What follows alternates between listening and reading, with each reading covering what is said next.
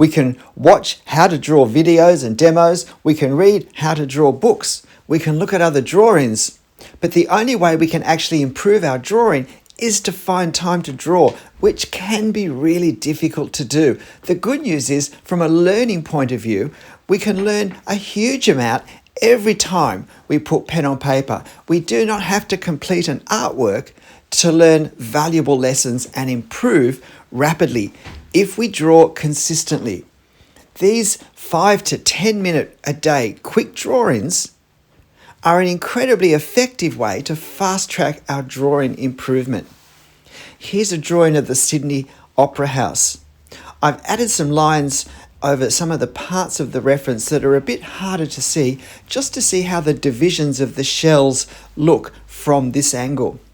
This reference photo and all the ones in this series of subjects for 5 to 10 minute drawings can be found on my channel community page if you'd like to have a go drawing this scene.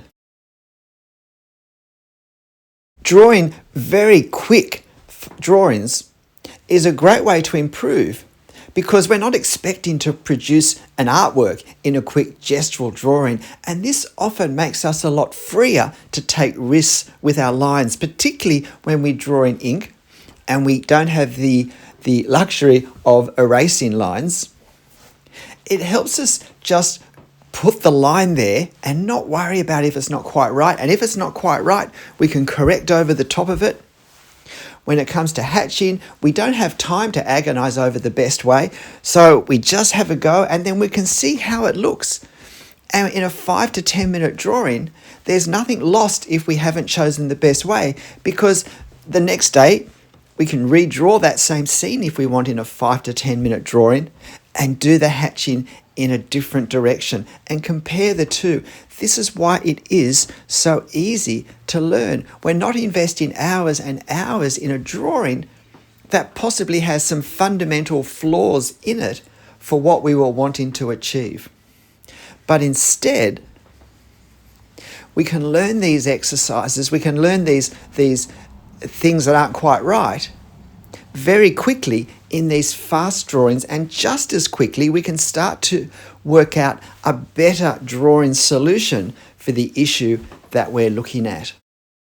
And certainly if we're struggling with issues of perfectionism, of being paralyzed to start because we're afraid of making mistakes, this is a great way to overcome that, because we're hardly going to do anything perfect in 5 or 10 minutes. There will be mistakes. We're not producing an artwork. It takes so much pressure off us. And once that pressure's gone, it's amazing how quickly, if you like, our natural drawing rhythm can start to assert itself. So in this drawing of the Opera House, it's a relatively simple drawing, simple subject. But in my mind, those subjects are actually more difficult to draw because there's less room for the lines to have mistakes, and there's less detail to disguise any mistakes that might be there. If the shells don't sit right, if they're not the right curves for this angle, for this perspective, then it's going to look odd, particularly to someone from Sydney. Now, in a quick gestural drawing, we're not going to be able to draw everything to the same degree. We are really having to make compositional choices to highlight certain things and to just draw the effect, token perhaps, of other parts of our scene. Now, in this scene of the Sydney Opera House, all the people in front of the Opera House is very much a part of how it often looks, depending what's happening either in the Opera House or on Sydney Harbour. And so I do want to do a suggestion of this crowd of people thronging the actual harbour foreshore there. So that's just going to be the last few minutes that I spend doing this. But if you haven't tried these quick drawings, why not? You've been watching this at 1.5 minutes. This actually took me longer than 5 minutes. Again, it took me 8 minutes to draw. And so you can see that I'm just re-establishing where I wanted that curve to really go. And yet at the end of the drawing, because of the rather animated line and mark style, those lines that I've overdrawn in a more precise way aren't a problem at all. They become part of the background of the scene. And as you can see, just a hint, just a suggestion of these figures, I really don't have to put much detail in them at all, because it's the sails in the background that make all the difference, that draw the eye. Our second subject for a 5 to 10 minute quick drawing is part of the ruins of Whitby Abbey on the eastern coast of England.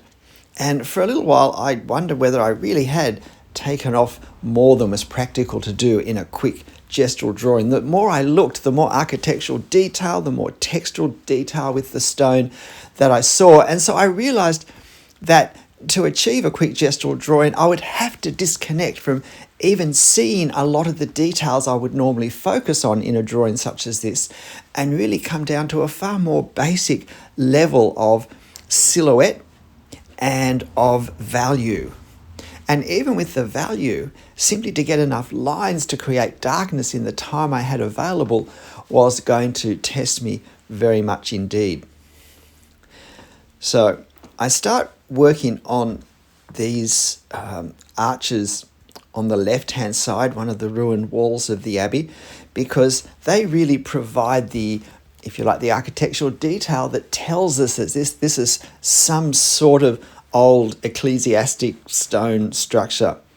And I do want to give some hint that it's stonework, but I clearly haven't got time to go into the sort of detail that's here to see. So I have to somehow suggest ruin in a very almost symbolic way, with some ragged lines, some ragged silhouettes. And this is where silhouettes are important, and we want to avoid doing too many nice clean straight lines because, well, quite frankly, there aren't many clean straight lines. All the lines are of weathered smaller stone compartments. But equally, in the time we have, we just don't have time to go into that sort of detail. So it's trying to create the effect of weathered stone edges without actually having to do it in detail. So this is yet another example of trying to draw the effect of something, not the actual detail of it. So this is 1.5 times in terms of the speed of my actual drawing. And even at this stage, I really wasn't sure whether I was going to manage this or not in a short enough time frame to use for this series, because I still had all of this main facade to do. And the more I looked at it, the more details I perceived in the front with these large windows, 3 levels high. Now, silhouettes are always important in a subject, in a drawing, but particularly in an object like this. And so I did want to try and get the perspective angles correct. I went a little bit high with that tower on top, that spire really. I went for making it too tall when it really is a fairly stubby architectural feature. And now you can see me pausing, trying to see the detail that I could see on that facade and working out how much am I going to draw. And if I drew some of it, I wasn't sure whether when I hatched the shade on that wall, I'd just be hiding it anyway. So, and the perspective angles weren't looking quite right. That top one is looking a little bit, that looks a little bit better, I think. It's always worth correcting perspective. There's always time to correct our perspective angles. So now you see me just doing a few jagged lines, and there really is quite a lot of in and out here. I'm not sure what architectural elements were joined on here that have now been either dismantled or just fallen over. So there are all sorts of places where it looks like walls were joining, or arches came into a wall, or there were buttresses. But I'm really just trying to capture the gaps that we have in the front facade that we can see from this angle of these windows, and to make sure I draw them at the correct at the correct perspective, angles, top and bottom, because that's really going to be the major thing we're going to see. But because the gaps of light are relatively thin, relatively narrow, it's also going to be important that I create enough darkness on each side of them in the limited time I have, that we can tell that this is actually a deliberate gap, and it's not just the space between two hatching lines. And I also have to try and make this right-hand side a bit irregular. The further down we get, I'm not sure if the jagged bricks we see are actually coming off this buttress, or if they're protruding from a part of the building that's just a bit around from this buttress. But in effect, it doesn't really matter. I don't need to know how it's been caused to draw the effect. And my time is almost up, and so I realize it's not going to have much more done. I would have probably should have just done the shadow on the ground. I think I got lost from doing that. But what do you think? Just get this top bit done. A few marks to indicate stonework, and that's well and truly all I've got time for. G'day, I'm Stephen Travers. Look, I hope you go to the channel community page and have a look at these two reference photos and try and draw them yourself. It's a great thing to do in 5 to 10 minutes if we really want to improve every day. But whatever you draw and however you draw it, make sure you have fun. And I'll see you next time. Bye.